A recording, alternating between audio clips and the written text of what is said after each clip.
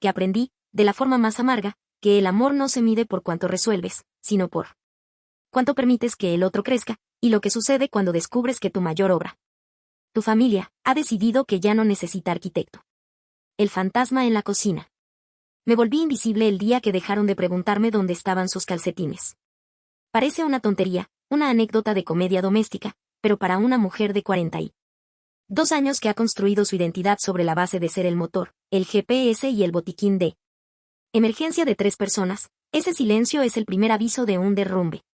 Durante 20 años, mi nombre, Elena, no fue un nombre, fue una exclamación. Elena, no encuentro las llaves, Elena, qué seno, Elena, ayúdame con esto.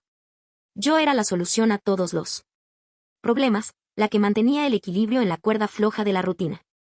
Esa mañana, bajé a la cocina con el ritmo mecánico de siempre. Preparé el café, saqué los ingredientes para el desayuno de Diego y revisé mentalmente la agenda de Ricardo. Pero, cuando ellos bajaron, el guión había cambiado. Diego, mi hijo de 15 años, ya tenía su mochila lista y un termo de café en la mano. Ya desayuné en el cuarto, ma. Y pedí los libros nuevos por internet, no hace falta que vayas a la librería. Ricardo ni siquiera se sentó. Estaba absorto en su teléfono. He configurado un calendario compartido, Elena. Ya no tienes que recordarme las citas del dentista, la aplicación me manda alertas. Me quedé con la espátula en la mano, sintiendo el calor del fuego en la cara y un frío glacial en el pecho. Me sentí como un software antiguo que acababa de ser actualizado por una versión más eficiente y silenciosa. No hubo una pelea, no hubo un vete, solo hubo una autonomía repentina que me dejó fuera de juego. Durante décadas, mi sacrificio fue el pegamento de esta casa, pero de pronto, el pegamento ya no era necesario porque las piezas habían aprendido a sostenerse solas. Mi utilidad se estaba evaporando y, con ella, la única versión de mí misma que yo sabía amar. Me senté a la mesa, frente a 3 platos vacíos, y por primera vez en mi vida adulta, no tuve nada que hacer. El silencio no fue un alivio, fue una amenaza. La obsolescencia programada. Los días siguientes fueron una lenta tortura de eficiencia ajena. Sofía, que ya tiene 18 y está a un paso de la universidad, empezó a lavar su propia ropa sin que yo se lo pidiera.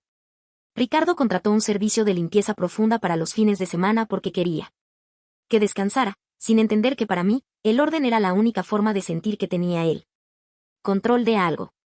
Me encontraba caminando por los pasillos de mi propia casa como una turista que no sabe el idioma. Intentaba intervenir, forzar mi ayuda, pero siempre llegaba tarde. Ya lo hice, mamá. Ya lo compré, Elena, no te preocupes, no es para tanto. Esas frases, dichas con una amabilidad que quemaba, eran pequeñas puñaladas a mi sentido del deber. Empecé a sentir un resentimiento sordo. ¿Cómo se atrevían a ser felices sin mi intervención constante? ¿Cómo podían funcionar tan bien si yo no estaba moviendo los halos detrás de la cortina? Sentí que me estaban reemplazando no por otras personas, sino por aplicaciones, por deliveries, por su propia madurez. Y lo que más me dolía era que me sentía celosa de su independencia.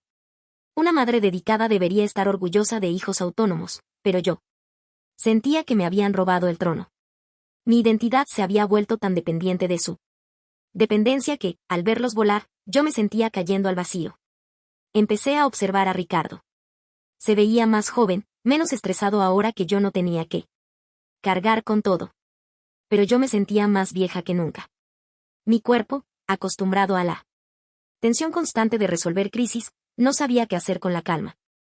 El vacío emocional era tan grande que empecé a buscar problemas donde no los había, a hurgar en sus cajones. Buscando algo roto que yo pudiera arreglar, algo sucio que yo pudiera limpiar. Necesitaba que fallaran.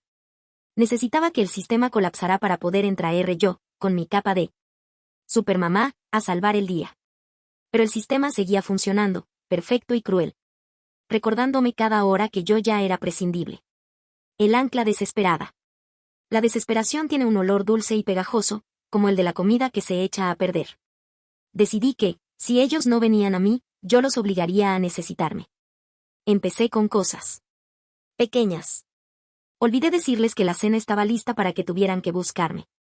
Perdí deliberadamente las llaves del coche de Ricardo para que él tuviera que pedirme que lo llevara al trabajo.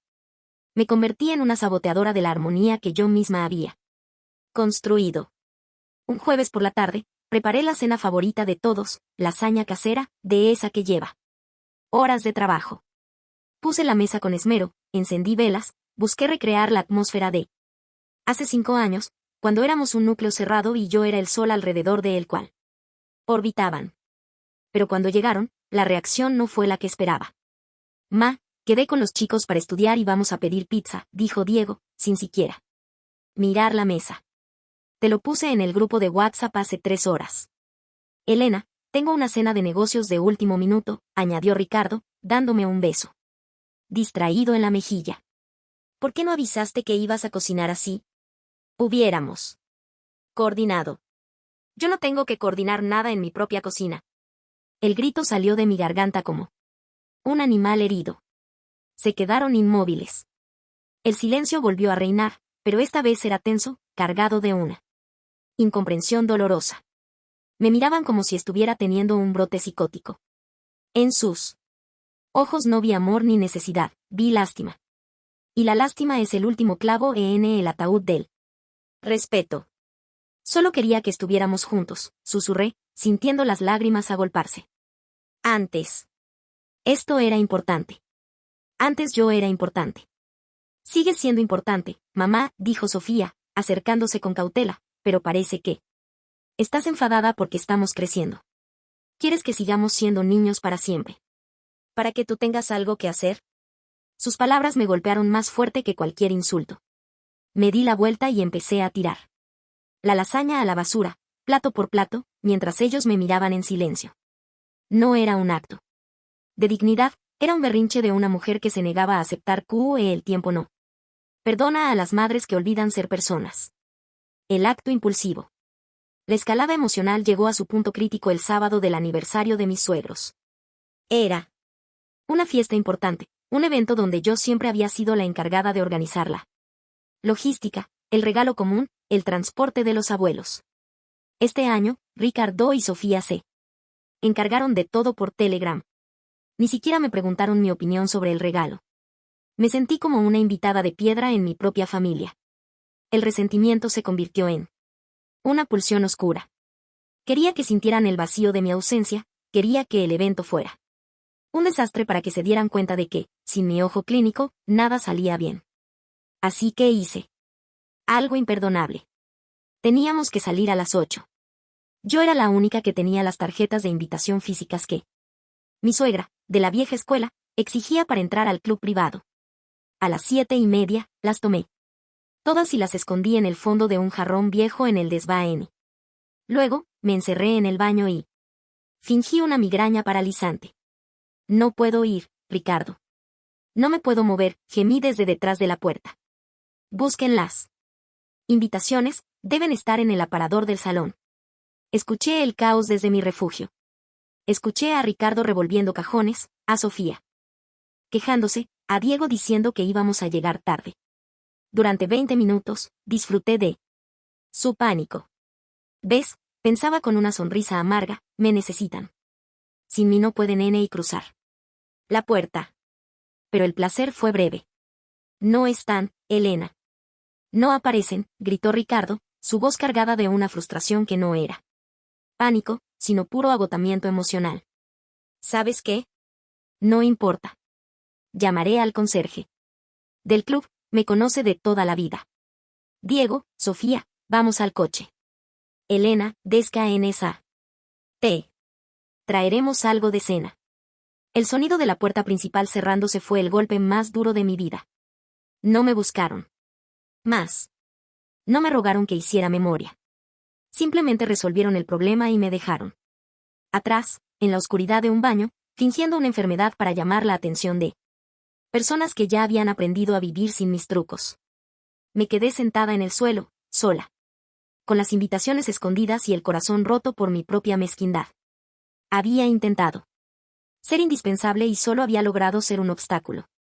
El cristal roto. Cuando regresaron, cerca de la medianoche, Yo estaba sentada en el sofá del salón, a oscuras. No me había movido. Las invitaciones estaban sobre la mesa de centro, como una prueba de mi culpabilidad. Ricardo encendió la luz y se quedó mirándolas. Luego me miró a mí. Su rostro no mostraba ira, sino una decepción tan profunda que me hizo querer desaparecer. Las encontraste, qué bien, dijo con una voz plana, sin rastro de ironía. Supongo que tú. Migraña se curó milagrosamente justo después de que nos fuimos. Ricardo, intenté empezar, pero él levantó la mano. No lo hagas, Elena. No mientas más. Todos sabemos lo que está pasando. Has estado tratando de boicotear todo lo que hacemos por nuestra cuenta desde hace meses. Escondes llaves, olvidas mensajes, finges enfermedades. ¿Qué te pasa? Lo que me pasa es que ya no existo para ustedes. Estallé, poniéndome en pie. He dado mi vida entera para que no les falte nada. He renunciado a mis sueños, a mi carrera, a mi tiempo para ser su maldita sirvienta de lujo. ¿Y ahora me descartan como a un trasto viejo? Nadie te ha descartado. Gritó él por primera vez. Te estamos liberando, Elena. Te estamos dando el espacio que siempre dijiste que querías. Pero parece que no quieres espacio, quieres control. No quieres que seamos felices, quieres que seamos inútiles para poder sentirte poderosa. Sus palabras se quedaron flotando en el aire. Sofía y Diego estaban en la escalera, escuchando todo. Sofía bajó unos escalones, con los ojos llenos de lágrimas. Mamá, te queremos porque eres nuestra madre, no porque nos hagas la maleta, dijo con suavidad. Pero nos da miedo hablarte porque siempre estás buscando algo que reprocharnos o algo que arreglar. Nos hace sentir culpables por crecer. Me derrumbé en el sofá. El peso de mi propia sombra me aplastaba. Había confundido el servicio con el amor, y la utilidad con la identidad. En mi afán de ser el ancla de la familia, me había convertido en el lastre que los hundía. Había sacrificado mi identidad no por ellos, sino para construir un altar a mi propio ego, disfrazado de sacrificio materno. El giro en el espejo. Pasé 3 días sin salir de mi habitación, no por berrinche, sino por una vergüenza que me quemaba la piel. Tuve tiempo de pensar, de verdad. Miré mis manos, que siempre habían estado ocupadas en los asuntos de otros, y las vi vacías. Por primera vez en 22 años. Me pregunté, ¿quién es Elena cuando no está cuidando a alguien? La respuesta fue aterradora, no lo sabía. Había usado el sacrificio por la familia como una excusa perfecta para no enfrentarme a mis propios miedos, a mis propios fracasos, a mi propia falta de metas personales. Era más fácil gestionar las crisis de Ricardo o los exámenes de Diego que gestionar mi propio vacío existencial.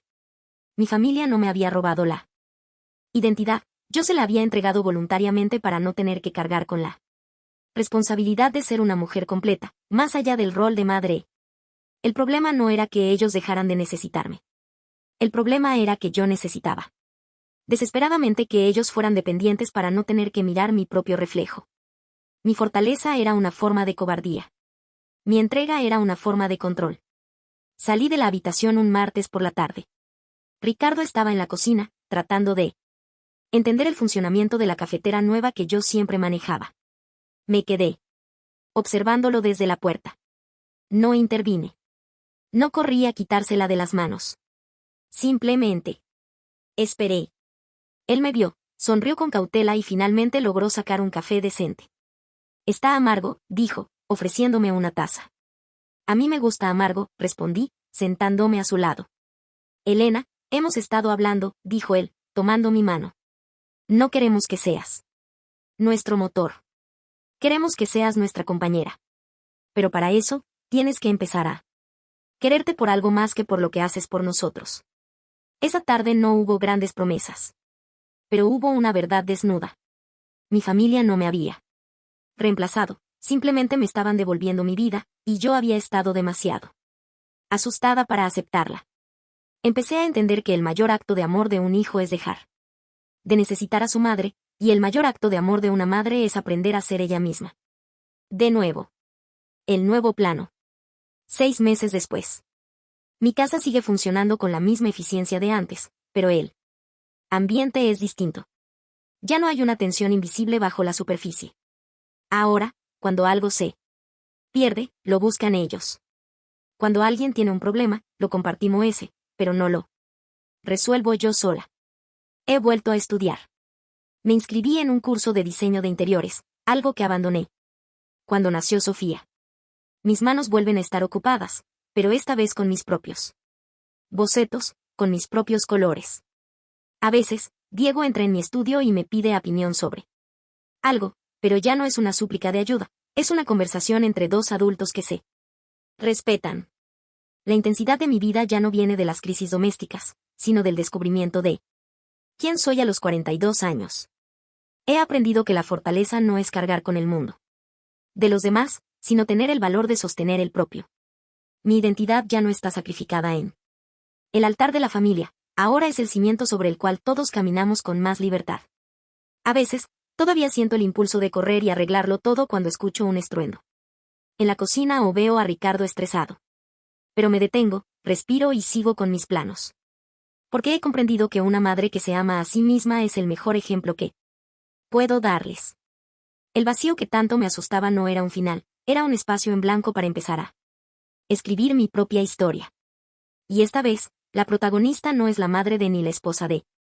Esta vez, la protagonista se llama Elena, y por fin ha aprendido que ser indispensable para los demás es una cárcel, pero ser necesaria para una misma es la verdadera libertad. ¿Te has preguntado alguna vez qué queda de ti cuando dejas de ser la solución para todos los demás?